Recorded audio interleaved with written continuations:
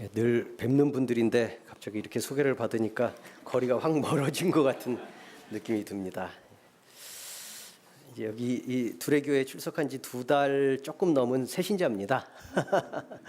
예, 우리 이렇게 보면서 제가 어디 모임에 특별히 함께 있지를 못하기 때문에 잘 뵐 수 있는 기회가 없지만 이렇게 뵈면 서로 인사 나누고, 제가 이름을 아마 다 외울 때쯤 되면 한 몇 년 흘러야 될 것 같은 생각이 드는데 이렇게 좀 잘 교제하고 나눴으면 좋겠습니다. 오늘 설교를 하기 전에 오늘 설교의 제목을 한번 좀 같이 읽어봤으면 좋겠습니다. 여러분들 주보 앞면에 나와 있는데 그 설교 제목을 우리 함께 같이 읽어보면 좋을 것 같습니다. 가난한 자들에게 복음이 전파된다 하라. 예. 오늘 본문에 그대로 써 있는 데에서 뭐 자에게인데 거기다 들자 하나만 더 넣은 겁니다. 뭐 같은 의미를 지니고 있기 때문에 여러분들 기억하시면 좋을 것 같습니다. 우리가 살면서 보면 이렇게 대화를 하거나 소통을 할 때 가끔 이렇게 충돌이 생기는 일들이 벌어지는데 그 중에 하나가 똑같은 단어를 쓰는데 다른 의미로 쓰기 때문에 그렇습니다. 그죠? 무슨 의미인지 아마 여러분들 머릿속에 들어오실 겁니다. 단어는 똑같은데 그 단어 속에 들어가 있는 내가 말하려고 했던 그 단어의 내용하고 저 사람이 얘기하려고 했던 그 내용하고 다른 거예요. 특별히 이제 부부 사이에 많이 싸우죠. 그런 거 갖고 똑같은 단어 갖고 가까운 사람들일수록 많이 싸우게 되는데, 예를 들어서 자유라는 그 단어가 우리는 이제 보통 자유 그러면은 뭐 하고 싶은 대로 하는 거 이렇게 우리가 보통 생각하잖아요. 예, 그런데 제가 일부 예배 때도 딱 그 단어를 하면서 원래 생각했던 건 아닌데 딱 떠오른 게, 사실 아시는 분들이 있겠지만 라디오 요즘에 이렇게 들으면 라디오에 어떤 광고에 보면 이 자유라는 것에 대한 설명이 나와요. 혹시 들어보신 분 있으세요? 자유가 뭐죠? 자유가 여행이랍니다. 우리 아마 어르신들은 무슨 말이냐, 이게 자유가 웬 여행이냐, 이제 어디든 자기가 원하는 대로 갈 수 있고 찾아가서 뭐 즐길 수 있는 그런 거야말로 자유를 대변하는 거 아니냐, 이제 그런 의미에서 한 거예요. 근데 이 광고가 어디 광고겠습니까? 예, 여행사 광고입니다. 그거는 뭐 추측이 얼마든지 가능하죠. 그러니까 이미 복선이 깔려 있는 거예요. 단어 속에 자기가 얘기하고 싶은 것을 딱 담아가지고 쓰는 것. 그러니까 우리는 당연히 단어에 대해서 내가 쓰고 있는 단어하고 저 사람이 쓰고 있는 단어가 틀리는 거니까 같은 말을 해도 다투기가 쉬운 거죠. 또 평화라는 것도 그렇습니다. 평화 그러면 우리는 이제 보통 자기를 보호받는 것, 자기가 이렇게 위험으로부터 보호받는 것, 뭐 이런 생각을 해서, 그런 평화를 만들려면 어떻게 해야 돼요? 어떻게 해야 돼요? 무기를 잔뜩 갖다 쌓아야죠. 그래야 저 사람이 나를 공격하지 못하고 내가 평화를 누릴 수 있다. 이게 흔히 말하는 이제 국제 관계의 개념이 복잡해지는, 그래서 뭐 사드 배치 때문에도 우리가 논란이 많고, 지금 뭐 북한의 미사일과 핵에 대한 얘기들도 논란이 많은 이유가 그거죠. 더 많은 무기를 쌓아서 내가 보호를 받는 게 이게 평화다. 이게 일반적인 개념인데 반대로도 생각이 가능한 거예요.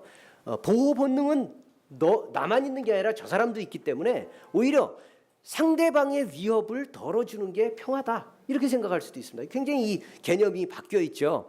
그러니까 이제 우리가 정부가 바뀌면 평화에 대한 개념도 자꾸 바뀌는 거예요. 무기를 자꾸 많이 쌓는 게 평화다라고 하면 더 위협적인 무기를 많이 들여놓는 게 평화라고 생각하고, 또 어떤 정부는 오히려 상대방의 위협을 감소시키게, 그들이 가지고 있는 불안함을 덜게 해서 협력하게 하고 서로 자꾸 이렇게 소통하면 위협이 사라지니까 그게 평화 아니겠냐, 뭐 이렇게 생각하는. 그러니까 우리가 똑같은 단어를 가지고도 벌써 이 정책적으로도 굉장히 다른 모습을 가지고 있는 거죠. 이것뿐이겠습니까? 수없이 많은 내용들이, 뭐 권위도 마찬가지죠. 권위에 대한 거나 뭐 행복에 대한 거나 전부 자기들이 이런 개념들은 자기들이 쓰고 있는 단어하고 상대방이 쓰고 있는 단어가 많이 다릅니다.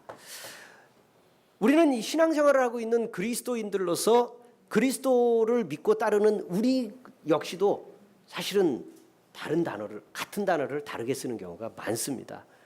그렇지 않겠습니까? 우리가 뭐 교회, 또 구원, 제일 많이 쓰는 게 구원이겠죠.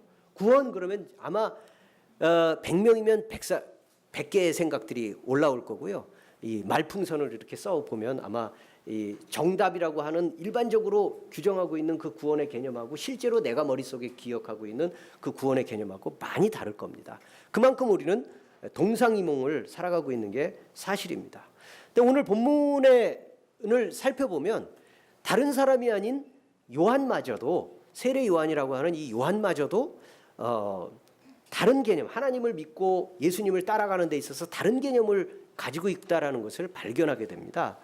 여러분, 이 요한이라는 사람을 우리는 좀 주목해서 볼 필요가 있습니다. 요한이라는 사람이 결코 만만한 사람이 아닙니다. 그렇죠? 여러분들 만만하게 생각해 본 적 없죠? 네, 만만한 사람이 아닙니다, 진짜. 예, 오죽하면 우리가 오늘 본문을 읽지는 않았지만 그 뒤에 부분을 보면요, 이 요한을 예수님이 스스로 어떻게 소개를 하시느냐 하면은 사람이 낳은 여자가 낳은 자 중에 세례 요한보다 큰 자가 없다라고 이렇게 말씀하실 만큼 요한을 대단하게 얘기를 하셔요. 또 뿐만 아니라 바로 그 예수님이 요한의 앞에서 머리를 숙여서 세례를 받았잖아요. 그죠? 그게 보통 일은 아니겠잖아요. 뭐 수없이 많은 사람들이 있겠지만 특별히 예수님조차도 세례 요한 앞에서 머리 숙여 세례를 받을 정도라면 이 세례 요한은 보통 사람은 결코 아니다. 그래서 구약과 신약을 이어가는 사람이고 선지자 중에 선지자라고 할 수 있는 대단한 사람입니다. 그리고 그 요한이 맡았던 가장 중요한 역할이 뭡니까? 요한이 선지자로서 행했어야 될 가장 중요한 역할이 뭐죠? 예수님을 준비시키는, 예수님이 오심을 예비하는 거예요. 예비라는 게 뭐겠어요? 뭐 여러 가지 예를 들을 수 있겠지만 어찌 보면 이제 이런 거죠. 뭐 이렇게 뭐 예전에 임금님이나 뭡니까 대감이 이렇게 행차를 할 때 되면 가마 타고 이렇게 쭉 가면 그 앞에서 누가 있죠? 소리 지르는 사람이 있죠. 무슨 소리 질러요? 물러거라. 무슨 대감 행차시다. 그러면 이제 쫙 길을 비켜야죠. 그죠?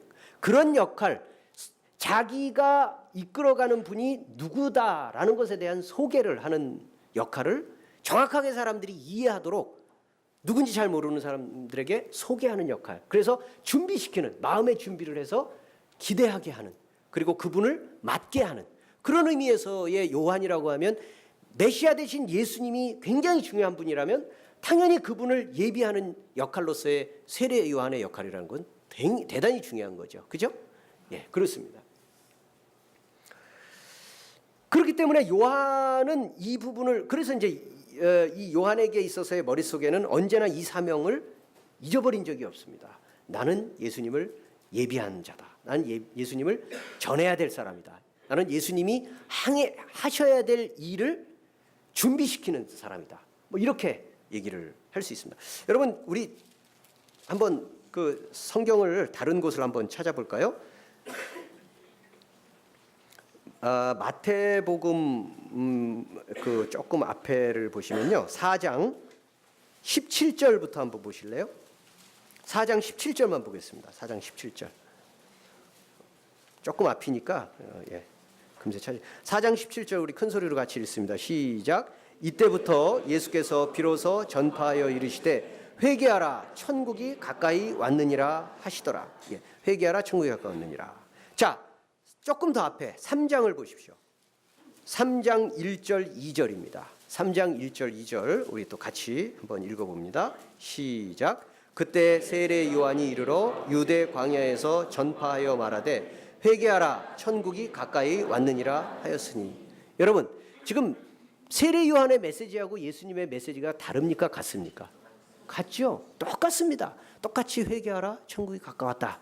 그런데 그 부분에 보면 예수님이 17절에 보면 그때에라고 하는, 이때부터 예수님이 비로소 회개하라 천국이 가까웠느니라 하는 말을 전파하고 다니셨다라고 하고 있는 이때부터가 언제일까요? 이때부터가 언제냐면 바로 그 12절에 보면 예수께서 요한이 잡혔음을 들으시고 그때부터입니다.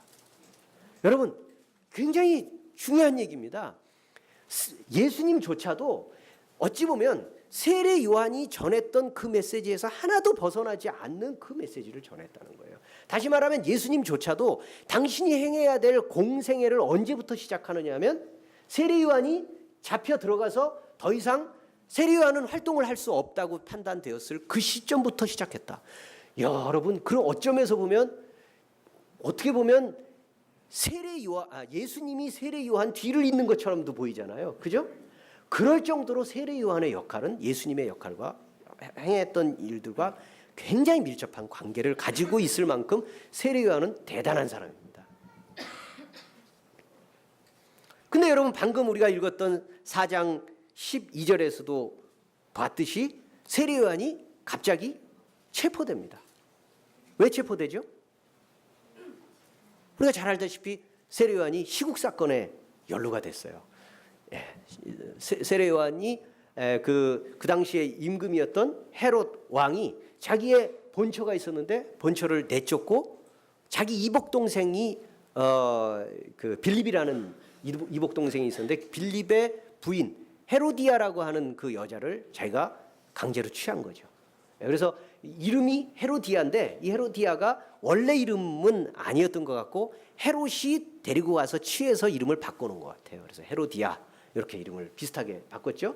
그런 것처럼 요거를 보면서 요한이 하나님의 선지자로서 가만히 있을 수가 없죠. 마치 다윗 왕 앞에서 나단 선지자처럼 이건 잘못입니다. 이거 아무리 임금님이라고 해도 할 수 있는 일이 있고 할 수 없는 일이 있지, 이건 하나님의 죄를 범하는 겁니다. 그러지 마십시오라고 아마 그렇게 큰 소리로 얘기했던 것 같아요. 한 번쯤은 지나가려고 했는데 세례 요한이 멈추지 않고 계속 그걸 가지고 얘기를 하는 거죠. 그러니까 이러다간 큰일 나겠다 싶어서 입을 잠재우기 위해서 세례 요한의 그 거물급 선지자라는 걸 알면서도 부담이 되지만 그럼에도 불구하고 체포해서 투옥을 시킵니다.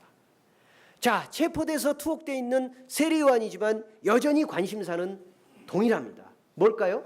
예수님을 준비하는 것. 메시아이신 예수님을 예비하는 일을 계속해야 된다라는 그 안테나는 계속 세워두고 있는 거죠. 자기 아마 제자들을 통해서 계속 내왕을 했던 것 같아요. 요즘 예수님 어떻게 지내시냐, 무슨 말씀하시더냐, 누구 만나더냐, 뭐 이게 무슨 국정원 사찰, 나쁜 의미에서의 사찰이 아니라 좋은 의미에서 내가 못하니까 너희들이 좀 이렇게 예수님을 도와다오, 아마 그런 마음으로 계속 얘기를 들어왔던 것 같아요. 그런데 어느 날인가부터 세례 요한의 마음에 자꾸 이렇게 의심이 생깁니다. 무슨 의심이 생길까요? 무슨 의심이 생겼을까요?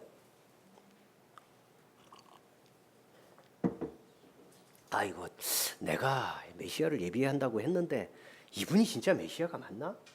라는 그 의심이 생기기 시작합니다. 오늘 본문을 살펴보니까 2절에 그렇게 말합니다. 요한이 옥에서 그리스도께서 하신 일을 듣고, 여기 굳이라는 말을 하나 넣어봅시다. 굳이 제자들을 보내어 예수께 여짜오되 오실 그이가 당신입니까? 우리가 다른 분을 또 기다려야 됩니까? 이렇게 묻는 겁니다. 여러분, 이렇게 물었다는 얘기가 뭘 얘기하는 거예요? 세례 요한이 볼 때도 예수님이 메시아 같기도 하고 아닌 것 같기도 하고 헷갈리는 거죠.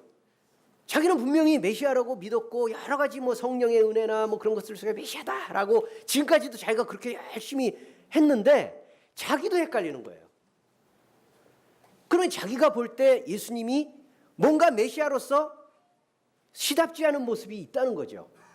예수님이 메시아라고 믿기에는 뭔가 부족한 모습이 많이 보인다는 거예요. 뭘까요, 그게? 어떤 면이 메시아가 요한이 볼 때 예수님이 그렇게 미치지 못한 일이었을까요? 우린 그것을 이해하려면 다시 당시로 돌아가야 됩니다. 당시 사람들이요. 우리는요, 오늘날 우리가 우리는 오히려 요한보다 더 잘 믿어요, 지금은. 그죠? 베드로보다 더 잘 믿고요. 도마처럼 별로 의심도 하지 않아요. 왜요? 우리는 2000년이 지나면서 신학적 지식이 하도 많이 쌓여가지고 뭐 그냥 척척 박사로 질문을 하면 답이 팍팍팍팍 나와요.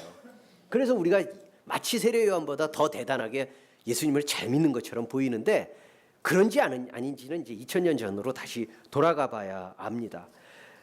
당시로 돌아가 보면 그 당시의 이스라엘의 형편을 살펴봐야 됩니다. 이스라엘 사람들은 추워도 의심하지 않은 것이 자기들은 하나님의 백성이다라고 믿는 것입니다. 유대인들은 거기에 대한 확신, 우리가 나라도 적어도 사람이 적어도 뭐 인구수는 적고 뭐 우리보다 더 부자인 나라들도 있고 우리보다 더 군사력이 강한 나라도 있고 우리보다 더 인구수도 많은 나라도 있고 문화적으로 발달한 나라 다 좋다. 그러나 너희들에게 하나님이 있느냐? 우리에겐 하나님이 있다. 우리 하나님의 구원받은 백성이다. 우리만 하나님의 친백성이다. 여기에 대한 자부심이 있어요. 그래서 그 나라를 세워서 다윗의 왕국, 뭐 여러분 성경에 보면 다윗 왕국이 대단한 것처럼 그려지잖아요. 근데 사실 비교적으로 보면 보잘것없죠. 어디다 견줍니까, 여러분? 이집트에 견주겠어요. 예? 역사나 문화나 뭐 여러 가지 보면 이집트에 견주겠습니까? 그리스에 견주겠습니까? 예? 뭐 아수르에 견주겠습니까? 아니면 지금 로마에 견주겠습니까? 어디 견줄 게 없어요. 그럼에도 불구하고 그들이 가지고 있는 하나의 자부심은 너희들이 하나님을 알아? 우리는 하나님을 알아. 우리는 하나님의 백성이다. 우리는 구원받은 백성이다. 여기에 대한 자부심이 아주 크게 있었던 거죠. 그것은 자기들의 내적인 자부심일 뿐만 아니라 이스라엘 나라라고 하는 이 나라가 다른 나라하고는 다른 방식으로 통치되고 있다는 그 사실로 확인되는 거예요. 다윗, 솔로몬, 또 그 이후에 모든 임금들, 또 선지자들 이런 사람들을 통해서 다른 열방과는 다르게 통치되고 있는 그 모습들을 보면서 우린 정말 또 하나님 앞에 예배를 드리고 제사를 드리는 그런 모습들을 통해서 우리들은 정말 구원받은 자들이구나 라는 것을 확인했던 거죠. 근데 여러분 그게 문제가 생겼어요. 결정적으로 문제가 생겼어요. 뭡니까? 기원전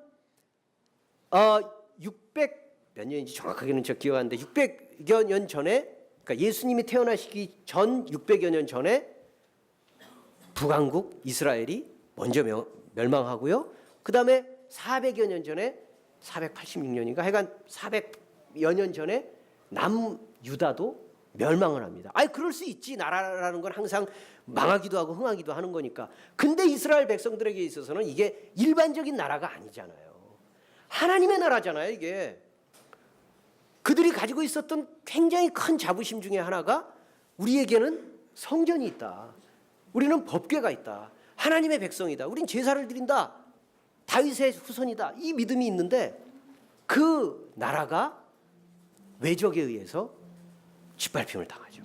뿐입니까? 예루살렘 성벽이 다 깨지죠. 예루살렘 성전이 다 부서지죠. 성전 안에 있었던 모든 제사들이든 다른 것도 아니고 하나님께 제사드리던 그 금은 보화나 여러 기물들이나 그런 것들이 다 빼앗겼어요. 제사도 더 이상 드릴 수 없어요. 그러면 그들 마음속에 어떤 마음이 생기겠어요? 하나님이 떠나셨다.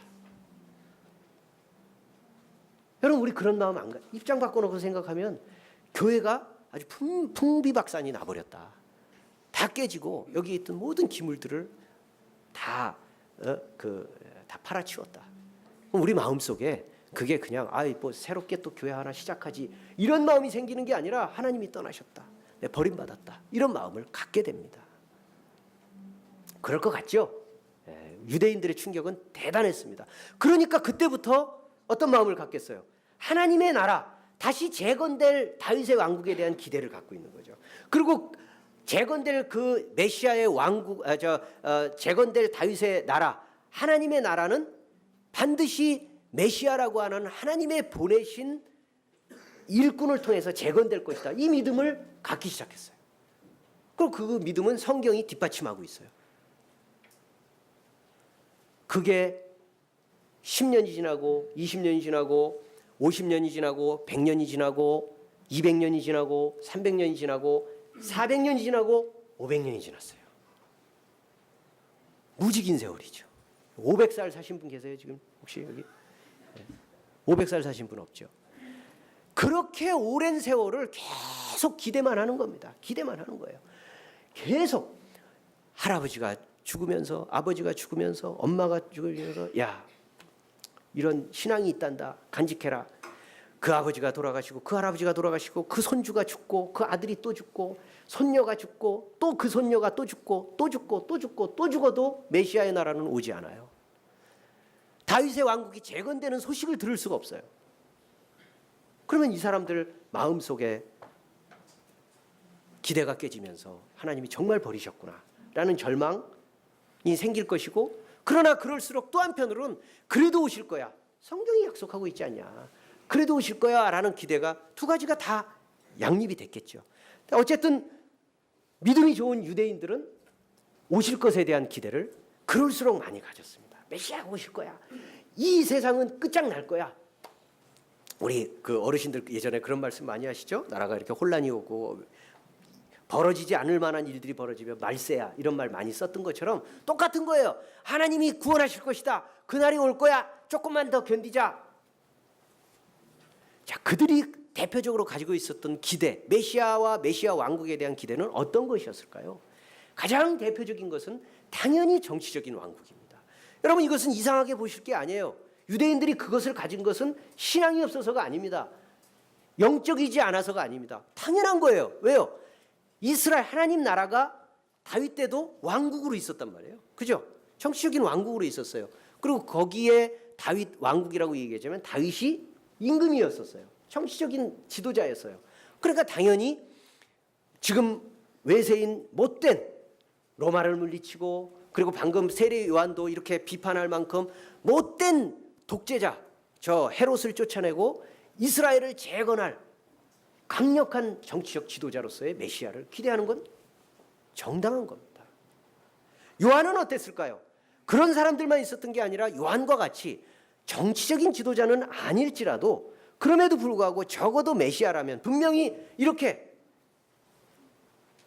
정의가 깨어지고 하나님의 공의가 시행되지 못하고 당연히 위로받아야 될 사람들은 계속 눌림을 받는 이런 부정의한, 그리고 하나님의 사랑이 온전히 이렇게 전파되지 않는 그런 무능함들이 회복될 수 있으려면 그런 것들을 가지고 오실 수 있는 메시아는 당연히 해방자의 모습이고 구원자의 모습일 테니까 정치적인 것은 아니라고 할지라도 분명히 그렇게 누구나 봐도 딱 알 수 있는 그런 확연한 카리스마 있는 모습으로 오실 것이다 라는 기대를 요한이 가졌던 거죠. 이상한 게 아닙니다. 그런데 아무리 봐도 예수님에게서는 그런 모습이 잘 안 보이는 거예요. 여러분, 우리는 가면 갈수록 지도자에 대한 기대가 달라지고는 있어요. 예전처럼 군림하지 않는, 이렇게 딱 위에 지도자라고 해서 위에 올라가지고 애하고 앉아가지고 다 시키기만 하는 그런 지도자가 아니라 인간적이고 따뜻한 지도자, 그런 사람들을 원합니다. 이제 취임한 지 채 한 달이 되지 않았는데 요즘에 문재인 대통령에 대해서 굉장히 이렇게 인기가 많은 것도, 뭐 다른 거는 다 정책을 얼마나 잘하는, 그건 둘째치고라도 그 사람들이 굉장히 많이 호감을 갖는 게 이전하고 비교가 되는 거예요. 대통령이 자기의 계급장을 딱 내려놓고 사람들하고 같이 줄 서서 밥 먹고 뭐 그런 그 대화하고 이런 모습들이 굉장히 다른 거죠. 인간적이고 따뜻한 모습의 새로운 지도자의 모습을 보는 거예요. 그러니까 사람들의 마음이 확 열립니다. 그러나 여러분, 그럴수록 지금은 예전과 하도 비교되니까 좋다라고 얘기를 하지만 그럼에도 불구하고 사람들의 마음속에는 지도자 그러면요 역시 카리스마입니다. 그렇죠? 네, 한 방입니다. 한 방. 네, 한 방. 모든 논란을 잠재우는, 막 뭐 개구리 울듯이 막 떠들고 이게 옳다 저게 옳다, 그런데 지도자가 딱 나타나서 제가 정리하겠습니다. 이거는 이겁니다. 딱 한마디 하면 그 다음부터는 아무 소리 못하고 예 그렇지요 그러고 따라가는 그 한 방을 원하는 거예요. 그래서 아무리 세월이 지나도 여전히 우리나라 그 국민들 머릿속에는 박정희 대통령에 대한 환상이 큰 것이 바로 그거죠. 여러분, 이것은 2000년 전에 유대인들도 동일한 거예요. 그들이 보고 늘 익숙하게 봤던 지도자는 누구예요? 로마 황제들. 로마 황제가 어때요? 한마디로 모든 것이 저 로마 황제 저분이 사람인지 신인지 알 수 없는, 고대의 모든 임금이나 황제들은 사실은 그런 신비적 그 이미지가 다 있었잖아요.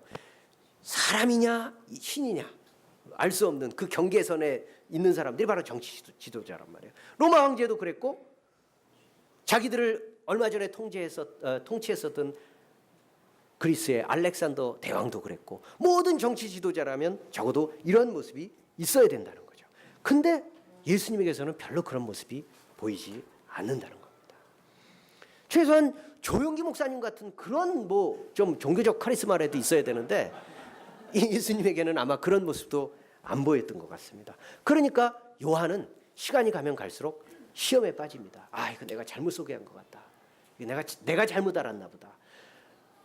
메시아를 소개해야 된다고 얘기하면서 지금까지 떠들었던 자기 자신조차도 확신이 없어지는 거예요. 아마 이 마음은 요한이 다른 유대인들의 마음을 대변하는 것일 겁니다. 근데 여러분 아시죠? 이 알쏭달쏭함은 예수님이 돌아가시는 무렵, 그리고 심지어는 돌아가신 이후까지도 계속됩니다. 저 사람이 메시아야 아니야. 메시아야 아니야. 그리고 죽여놓고서도 내가 죽였던 게 메시아야 아니야 라고 하는 끝까지 이 모호함이 유지되는 그런 모습을 우리는 볼 수 있습니다. 바로 이 흔들리는 요한은 그 당시에 살고 있었던 보편적인 유대인들의 마음을 대변합니다. 여러분, 그러면 도대체 왜 흔들렸을까요? 왜 메시아임에도 불구하고 메시아의 모습이 예수님에게서는 나타나지 않았을까요? 그런데 여러분, 예수님은 이렇게 직접 얘기해 보십시오. 이렇게 모호하게 가지 마시고 이제는 직접 들어야 되겠습니다. 예수님, 당신 메시아입니까 아닙니까? 라고 물었을 때 예수님이 뭐라고 답변하십니까? 우리 4절, 6절 아까 읽었었던 그 본문의 말씀을 보면 이와 같이 우리가 다시 말할 수 있습니다. 예수님이 이렇게 말씀하십니다. 너희가 뭐 다른 거 섞을 것도 없고 첨가할 것도 없다. 가서 듣고 본 대로 전해라. 눈먼 사람은 보게 되고, 못 걷던 사람은 걷게 되고, 못 듣던 사람은 듣게 되고, 몸 아픈 환자가 치유받고, 죽은 사람은 살아나고, 가난한 사람들에게 하나님의 기쁜 소식이 전파되더라. 내가 있는 곳에, 내가 가는 곳에 이런 일들이 벌어지더라. 그냥 그거 보고 느낀 대로 가서 전해라. 이렇게 얘기를 합니다. 여러분, 그러면 우리는 알쏭달쏭해요. 그게 무슨 소리야? 그게 메시아하고 무슨 상관이 있어? 우리는 당연히 모릅니다. 무슨 말인지 모르죠? 그러나 유대인들은 그렇구나, 맞아 하고 무릎을 탁 쳤을 겁니다. 왜요? 유대인들은 성경에 익숙했기 때문에. 구약에 대해서 여러분들 알다시피 구약 말씀에 대한 그 열심히 그 유대인들을 따라갈 사람이 어디 있어요? 함송하고 다니고 늘 펼치고 다니고 기억하고 다니고 또 듣고 다니고 하는 그런 사람들에게 있어. 특별히 선지자들, 그 가운데서도 이사야는 유대인들에게 있어서는 선지자 중에 선지자입니다. 그런 이사야의 말씀을 인용한 거예요. 방금 우리가 읽은 이 말씀이. 그러면 이사야서에는 뭐라고 말씀이 나와 있을까요? 한번 보여주실래요? 없나요? 이사야서 35장 없습니까? 그럼 제가 읽겠습니다. 이사야서 35장 5절 6절을 제가 읽겠습니다.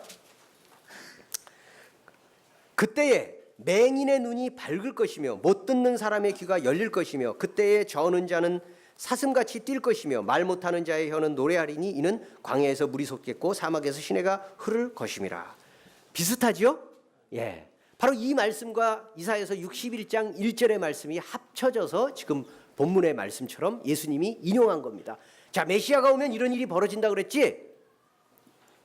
못 보는 사람이 눈을 뜨게 되고, 또 걷지 못하는 사람이 걷게 되고, 힘을 잃은 사람들이 힘을 얻게 되고, 또 가난한 사람에게 복음이 전파된다, 좋은 소식이 전파된다. 이런 것들이 너희가 그렇게 잘 믿고 있었던, 너희가 제일 중요하게 여겼던 이사야 선지자가 이미 예고하지 않았느냐? 그 모습이 지금 일어나고 있지 않느냐? 그 얘기는 곧 뭐예요? 내가 그 사람이다. 지금 벌어지고 있지 않느냐? 지금 일어나고 있지 않느냐?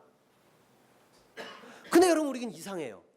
그렇게 열심히 성경에 정통했다고 하는 유대인들이 어떻게 이걸 잊어버렸을 수 있을까요? 어떻게 기억도 못할 수 있을까요? 어떻게 메시아가 오시면 그런 일을 하실 것이고 그때가 되면 이런 일들이 벌어질 거라고 이렇게 예고를 했는데도 불구하고 왜 유대인들은 잊었을까요? 왜 그랬을까요? 아까 말씀드렸듯이 동상이몽이기 때문입니다. 성경에서 뭐라고 말씀하시는지에 대한 얘기를 이들은 이미 잊었습니다. 그리고 거기에다가 자기들이 메시아라고 하면 어떤 분이었으면 좋겠는지에 대한 상이 더 커져 버렸어요. 메시아가 오면 이래야지, 마땅히 이래야지. 메시아의 왕국, 하나님 있는 나라가 되면 이 나라는 이렇게 돼야 될 거야 라고 생각하는 자기들의 기대가 더 커졌어요. 그러니까 늘 성경을 읽으면서도 우리도 그러잖아요, 여러분. 성경 읽고도 그 말씀이 뭔지는 몰라요. 잘 기억을 못해요. 똑같이 벌어져도 우리는 잘 기억 못해요. 왜요? 내 관심이 더 크니까. 그리고 그 단어에다가 내가 알고 싶은 단어 내용을 거기다가 바꿔서 집어넣은 거죠. 마치 우리가 예수 믿으면 뭐가 좋대? 교회 다니면 뭐가 좋대? 그러면 사업 잘 된대. 건강해진대. 마음이 평안해진대. 자식들이 복을 받아서 스카이 대학을 간대. 뭐 이렇게 자기들 마음대로 교회 다니고 예수 믿으면 변하게 되는 것들을 자기들의 기대를 담아서 성경에서 말씀하고 있는 것과는 상관없이 자기 기대를 갖다 놓는 것과 똑같은 거죠. 유대인들도 그렇게 생각을 하고 있는 거예요. 예수님의 답변은 그런 면에서 이런 뜻을 담고 있습니다. 그래, 나 메시아 맞다. 그런데 너희가 생각하는 메시아는 아니다. 그래, 나 하나님 나라를 가지고 왔다. 그런데 너희가 생각하는 그 나라하고는 다르다. 이렇게 말씀하시는 거예요. 그러니까 이게 충격인 거예요. 메시아를 오매불만 기다려서 딱 봤는데 자기가 기대하는 그 메시아가 아닌 거예요.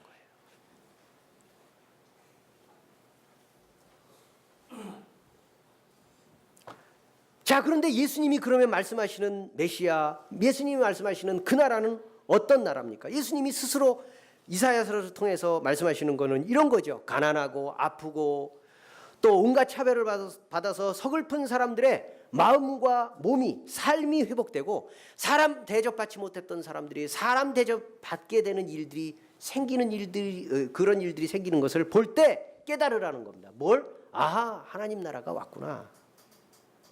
그리고 메시아가 지금 왕성하게 일하고 계시는구나. 지금 당신의 일을 굉장히 열심히 하고 계시는구나 라고 깨달으라는 겁니다.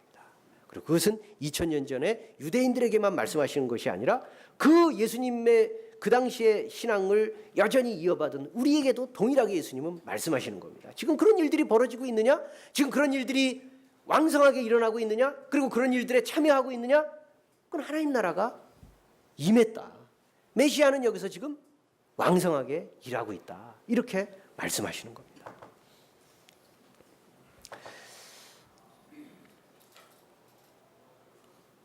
우리가 또 다른 말씀을 제가 한번 이 본문 말씀과 비슷한 내용들을 우리가 또 한번 살펴볼 필요가 있습니다. 누가복음 4장 17절부터 제가 읽어보면요, 이렇습니다. 선지자 이사야의 글을 드리건을 예수님께 드렸는데 예수님이 펴서 이렇게 기록된 때를 일부러 찾았다는 거예요. 이사야서입니다. 주의 성령이 내게 임하셨으니 이는 가난한 자에게 복음을 전하게 하시려고 내게 기름을 부으시고 나를 보내사 포로된 자에게 자유를, 눈먼 자에게 다시 보게 함을 전파하며 눌린 자를 자유롭게 하고 주의 은혜의 해를 전파하게 하려 하심이라 하였더라. 책을 덮으시고 오늘 너희 귀에 이 글이 성취되었다. 이렇게 말씀을 하십니다. 다시 말하면 메시아가 내가 이 일을 하러 왔다. 그런데 오늘 우리가 읽었던 제목, 가난한 자에게 복음이 전파된다 하라라는 말처럼 누가복음 여기서도 역시 이는 가난한 자에게 복음을 전하게 하시려고 메시아를 보냈다라고 얘기를 하고 있습니다. 그렇다면 여러분, 우린 그렇게 생각하기 쉬워요. 여러분, 복음이라는 게 무슨 차별이 있습니까? 무슨 남녀 차별이 있고 뭡니까 소득 수준에 따라서 누구는 예수를 믿을 수 있고 누구는 믿지 못하고 인종에 따라서 누구는 믿을 수 있고 누구는 믿을 수 없고 그런 거 아니잖아요. 보편적이잖아요. 그런데도 불구하고 오늘 본문에서 예수님은 왜 한사코 성경에서는 가난한 자들에게 복음이 전파된다 하라. 가난한 자들에게 전파되는 복음이라고 이렇게 얘기를 합니다. 모든 사람들에게 전해져야 될 복음이잖아요. 왜 그렇게 말했을까요? 이것이 바로 예수님이 말씀하시는 하나님 나라의 특징인 겁니다. 가난한 자들, 병든 자들, 약한 자들, 굶주린 자들, 참 못났다 또는 참 불쌍하다, 안 됐다, 야 어떻게 저렇게 참 못났냐라고 생각하는 사람들에게 먼저 이해될 수 있는, 그들에게 먼저 다가갈 수 있는 그런 복음이기 때문에 별칭이 그렇게 붙었다는 거예요. 우리 한번 생각을 해봅시다. 우리의 현실하고 너무 많이 달라요. 우리는 우리나라만 하더라도 사실은 큰 교회, 예수 믿는 사람들이 많은 곳은 대개 부유한 곳들이 많아요. 이 지금 이 강남이라고 하는 곳에 보면 우리 대한민국을 대표하는 큰 교회들이 많고 거기는 신자들이 그렇지 않은 곳보다 훨씬 많습니다. 이상하지 않냐? 가난한 자들의 복음이 아니라 부유한 자들의 복음 아니냐? 이제 우리가 이렇게 생각할 수 있어요. 근데 여러분, 우리가 가만히 생각해 보면 내가 가진 것도 많고 건강하고 힘 있고 지위도 높고 행세하고 부족한 게 없고 자식들도 잘 자라고 걱정이 뭐라고 이름만 대면 다 알고 그런 넉넉함과 부유함을 가지고 있다고 생각한다면 여러분 교회를 다니든 안 다니든 그 마음속에 하나님에 대한 절박함이 있을 수 있을까요? 그럼에도 불구하고 하나님 저를 구원해 주십시오. 하나님밖에 없습니다. 라고 말은 할지라도 찬송가는 부를지라도 정말 그런 마음으로 고백할 수 있을까요? 아닐 겁니다. 거의 대부분 아마 보너스 탄 심정일 겁니다. 그냥 안 그래도 부유한데 아유 보너스 탔어. 아유 그럼 좀 더 넉넉하게 아유 어디 놀러 갈까? 이런 정도의 생각을 가지고 예수를 믿기 쉬운 거예요. 그러나 여러분 정말 가난한 사람, 정말 힘든 사람, 정말 끈 떨어지고 접근 떨어지고 모든 구원의 길들이 다 막혀버린 사람들은요.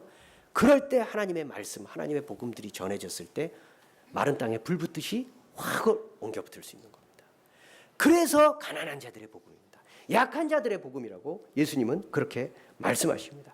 그러나 여러분 우리에게는 그런 마음이 별로 없습니다.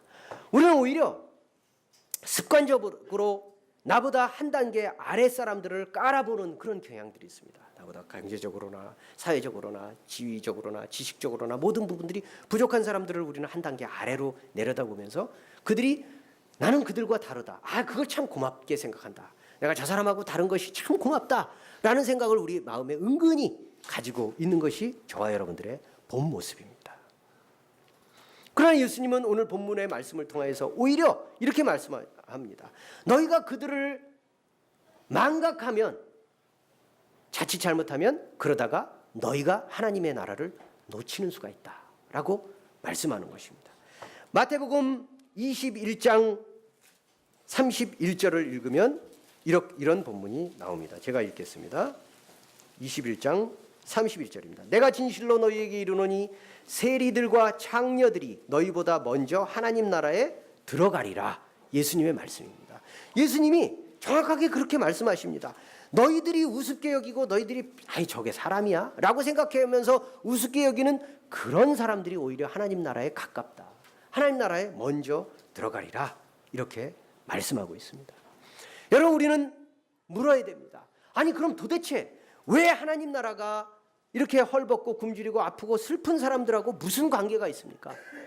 왜 그것하고 연결됩니까? 라고 물어야 됩니다.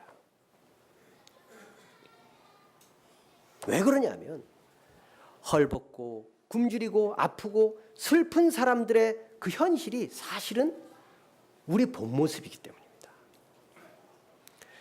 특정한 어떤 사람들의 모습이 아니라 실제로 제대로 보면 그 헐벗은 모습이 내 모습인 거예요. 병든 게 나예요. 아픈 게 나예요. 상처받고 골마 터질 대로 골마 터져서 뭔가 길이 없을까 고민해야 되는 사람이 바로 우리인 거예요. 근데 우리는 몰라서 어찌 보면 못 느끼는 거예요. 우리는 가난한 사람을 돌보다가 내가 진정으로 가난한 사람을 깨닫게 되고 아픈 사람을 살피다가 내가 진짜 치료받아야 될 병자라는 사실을 깨닫게 되는 겁니다. 그래서 마음속 깊이에서 내가 진짜 하나님의 구원이 필요한 진짜 죄인이고 병자고 약자임을 인정하고 하나님께 나오게 되기 때문에 우리는 그들에게서 그런 약한 자들에게서 하나님 나라의 복음을 확인할 수 있게 되고 내가 하나님의 불쌍히 여김을 받아야 될 사람들이라는 것을 이해하게 된다는 겁니다. 여러분 오늘 사회봉사주의라고 해서 제가 설교를 하라고 그렇게 부름을 받은 것은 뭐 이런 어려운 사람이 있습니다. 저런 힘든 사람이 있습니다. 우리 도와야 됩니다. 우리 가난한 사람들을 불쌍히 여겨야 됩니다. 그런 얘기를 해야 되는 것이고 또 듣기를 원하셨을 수도 있지만 사실은 본문에서는 그렇게 생각 말하지 않습니다. 여러분 알다시피 성경은 오히려 이 우리 산상수훈이라고 하는 곳에서 가난한 사람은 복이 있다. 지금 애통하는 사람이 복이 있다. 지금 미움받는 사람이 복이 있다. 이렇게 말씀하실 정도로 오히려 우리가 불쌍하다, 가련하다라고 하는 그 사람들에게 복이 있다라고 말씀을 하십니다. 제가 여기서 이제 한 2달 정도 좀 지나고 또 이전에도 이제 여러 이제 사람들을 이렇게 흔히 말하는 소외된 이웃이라고 하는 분들을 만나면서 느낀 제일 먼저의 소감이라는 거는요. 굉장히 평범하다는 겁니다. 그런 분들이 우리가 생각하는 거하고 나 특수해 나하고 달라 내가 그와 다르고 그들이 나하고 달라라고 하는 이렇게 벽을 딱 치면서 생각하기 쉬운데 굉장히 비슷합니다. 아니 똑같습니다. 저는 그러면서 그런 생각을 해요. 그렇구나. 다른 누구에게 일어날 수 있는 일은 나에게도 일어날 수 있다. 정말입니다. 특수한 어떤 사람이 있는 거 아니에요. 여러분 우리 세월호 사건 보십시오. 약 3년 전만 하더라도 세월호 사건의 그 가족들은요. 자기들이 뉴스에 3년 동안이라 이렇게 계속 나오는 그런 화제의 인물들이 될 거라고 누구도 생각하지 않았습니다. 그렇지 않아요? 평범한 사람들입니다. 그런데 어느 날 그런 일을 당합니다. 저와 여러분들도 마찬가지예요. 어느 날 그런 일들이 일어날 수 있어요. 그럴 때 우리는 달라. 그 사람 또 내가 이런 일들을 당하면 그 어떤 사람들이 우리를 그렇게 볼 거예요. 저 사람들은 특별한 어떤 호칭으로 부르면서 우리 흔히 말하는 유가족 또는 어떤 특별한 어떤 소외받은 사람들이라는 특별한 이름을 갖다 붙이면서 우리를 특별하게 볼 겁니다. 아니요. 나도 어제까지만 하더라도 당신들하고 똑같았어요. 나도 어제까지만 하더라도 당신하고 똑같이 살았어요. 라고 말할 겁니다. 우리는 그 안에서 나의 모습을 찾아야 됩니다. 그들은 우리와 다르다. 아니 나는 그들과 다르다. 이런 생각을 갖고 있는 한 그저 상대방을 알 수 없는 데서 그치는 게 아니라 자기도 몰라요. 자기 자신도 못 보고 그리고 하나님도 볼 수가 없습니다. 그렇기 때문에 우리는 그저 그들을 돌볼 대상이라고 여기기 전에 내 자신이 진짜 가난한 사람이고 내가 정말 아픈 사람이고 가련한 사람이고 하나님의 치료와 구원을 받아야 될 사람이라는 것을 거울처럼 깨닫게 해주는 선생님 같은 사람이에요. 그래서 여러분 우리 이 쉼터에서는 여기 시설에 계시는 분들을 뭐라고 부르냐면 선생님이라고 부릅니다. 선생님이라고 불러요. 근데 그게 원래 좀 좋은 말로 쓰자. 그 사람들 마음 다치니까 좋은 말로 쓰자라고 해서 붙인 호칭이겠지만 실제로 그런 거예요. 나의 모습을 깨닫게 해주고 내가 하나님의 구원이 정말 절실히 필요한 헐벗은 자, 가난한 자들이라는 것을 깨닫게 해주는 선생님인 게 맞아요.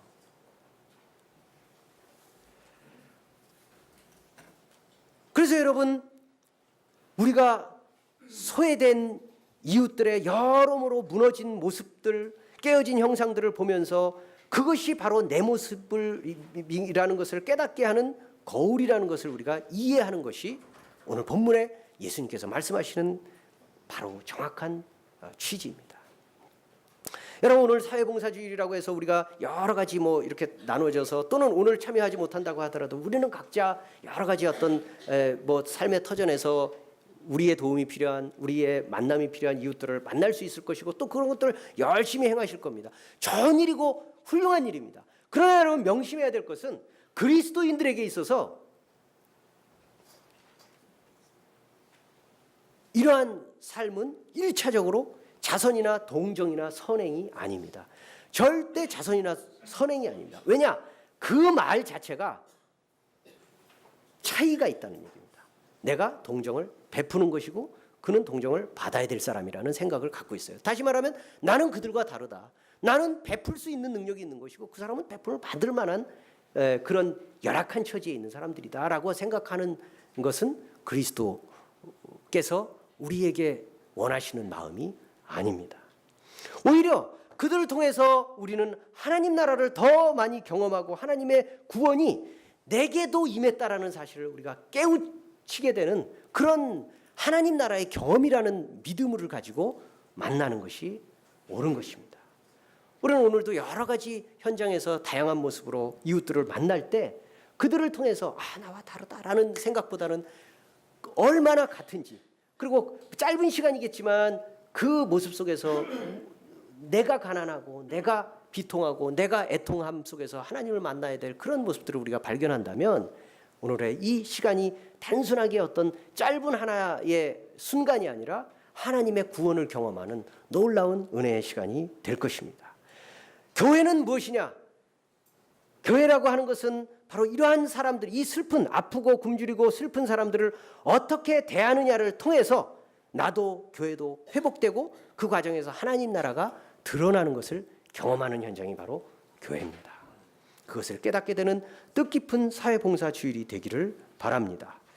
오늘 우리가 함께 잠깐 기도했으면 좋겠는 것은, 기왕에 말이 나왔으니까 오늘은 우리 둘의 사랑의 쉼터를 위해서 좀 기도해 주시기 바랍니다.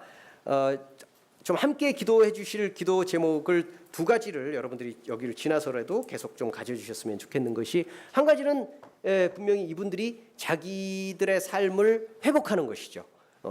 그러니까 목표를 가지고 자기들의 삶을 이런저런 이유들 때문에 놓아버렸던 또는 포기해버렸던 그런 사람들의 목표를 가지고 열심히 살려고 하는 그런 방향을 분명히 갖는 것입니다. 흔히 자활이라고도 얘기를 하지만 저는 자활 이전에 좀 자기 목표를 분명히 가지고 열심히 살아가는 그런 모습으로 하나님이 회복되기를 원하실 겁니다. 그런 모습을 위해서 기도해 주시고, 그러나 그런 것들을 통해서 최종적으로 우리가 기대하는 것은 하나님을 만나는 것이겠죠. 예수님이 말씀하셨듯이 가난한 자들에게 1차적으로 전해져야 될 그 복음을 받아들여야 된다는 그런 측면에서 이 두 가지를 위해서 여러분들이 함께 지금 합심해서 잠깐 기도하도록 하겠습니다. 하나님 아버지, 감사합니다. 오늘 귀한 주의 말씀을 통해서 우리에게 귀한 아버지의 깨우침을 주셔서 감사합니다. 오늘 이 시간에도 주께서 주신 말씀대로 우리가 이 땅에서 주의 복음을